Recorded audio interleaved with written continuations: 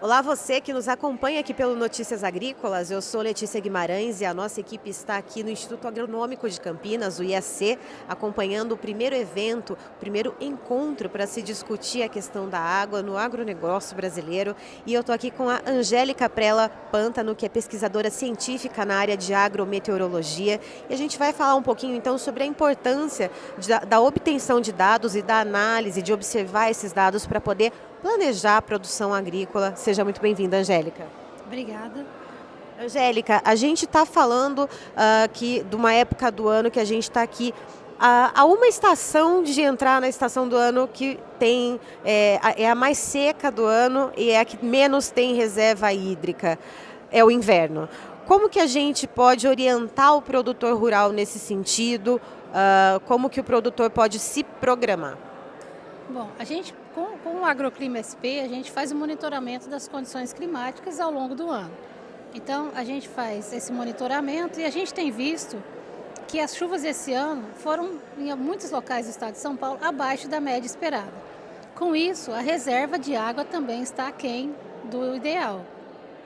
E a gente sabe que agora, a partir do momento que acaba o verão, começa o inverno, as chuvas diminuem.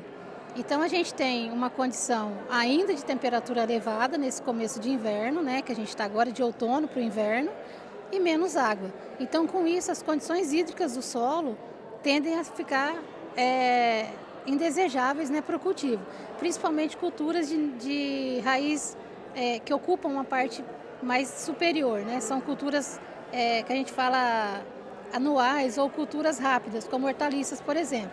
Então essas culturas elas precisam de irrigação. Então, com esse monitoramento, o produtor pode se prever, né, prever um período mais seco e se planejar para uma futura irrigação em muitas localidades, e isso vai ser essencial agora. Algumas culturas, principalmente chamadas de inverno, elas precisam de irrigação. Então, se a gente já teve um reservatório, uma reserva de água menor, os reservatórios estão menos, ele precisa se programar e escalonar essa irrigação de forma que ele atenda às condições ideais do solo para essa cultura e também dentro das condições que ele tem de disponibilidade hídrica na propriedade para fazer essa irrigação. E, Angélica, pensando na estruturação de um projeto de irrigação, a gente está aqui, começamos o outono agora, né, recentemente, nessa semana. Até que o inverno comece, existe tempo hábil para que se construa dentro da propriedade rural aquela que tem ali uma fonte de água para que seja puxada para fazer a irrigação? Existe tempo hábil para que se construa um projeto de irrigação para conseguir se utilizar durante esse período do inverno? Sim, sim. Existem várias empresas no mercado que trabalham com o sistema de irrigação e de acordo com a cultura que ele tem e o tamanho da área, ele vai escolher o tipo de irrigação, o sistema que ele vai usar. Então, a área menor, uma irrigação por gotejamento ou uma irrigação menos, vamos dizer, que não precisa de tanta estrutura, como um pivô central, por exemplo, ele consegue isso a curto prazo, sim. Já um pivô central, ele demanda maior tempo, porque é uma estrutura maior, mas dentro do planejamento é possível, sim. E, Angélica, como que funciona essa coleta de dados, já que você é uma pesquisadora dessa área, então, de clima e de agrometeorologia? Como que é feita essa coleta de dados, como que é feita essa compilação e essa análise para se traçar, não só para ver o que já aconteceu, mas para se olhar o que vai acontecer daqui para frente? A gente tem uma rede de estação meteorológica no estado, em torno de 230 estações. Então ela está espalhada dentro de todo o estado. Esses dados eles são armazenados num banco de dados, fica no nosso site, que é o Agroclima SP. Esses dados eles são disponíveis para a população e a gente usa esses dados para fazer esse planejamento agrícola, né?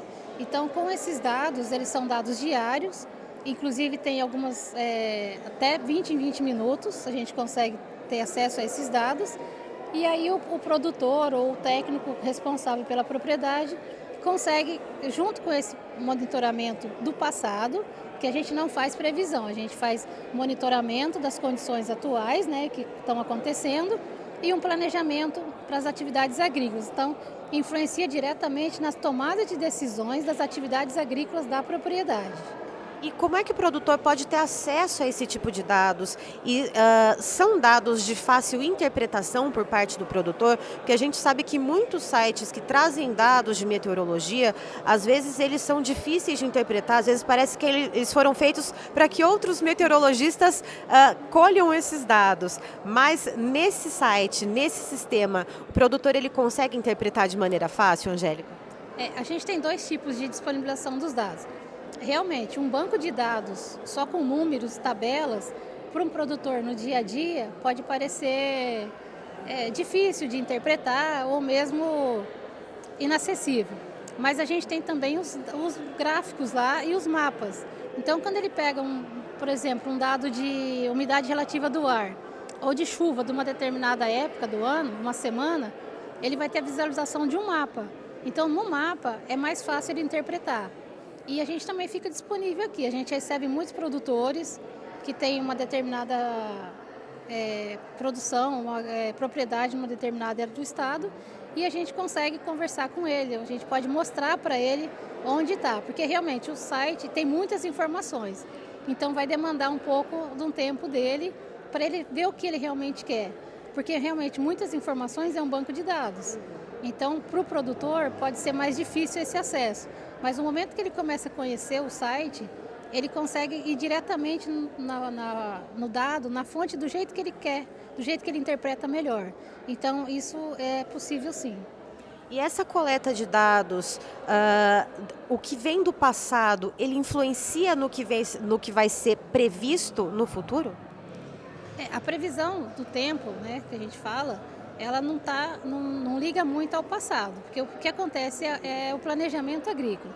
Então, se ele vem de um período que ele vê lá que nos últimos 5 anos, ele está na época do ano que não tem chuva suficiente e que ele sabe que ele vai precisar irrigar, independente de como vai ser a previsão do tempo para a próxima semana, para o próximo mês, ele consegue se planejar. Ele fala, mas já faz 10 anos, 5 anos, que todo ano, nessa época do ano, tem falta de chuva. E pode acontecer que nesse ano tenha chuva, isso a gente chama de variabilidade climática. Mas ele leva em consideração a condição média dos últimos anos. Então, ele tem sim essa ideia que ele vai precisar se programar para essa irrigação no próximo período, em determinada época do ano, determinada cultura que ele vai estar produzindo.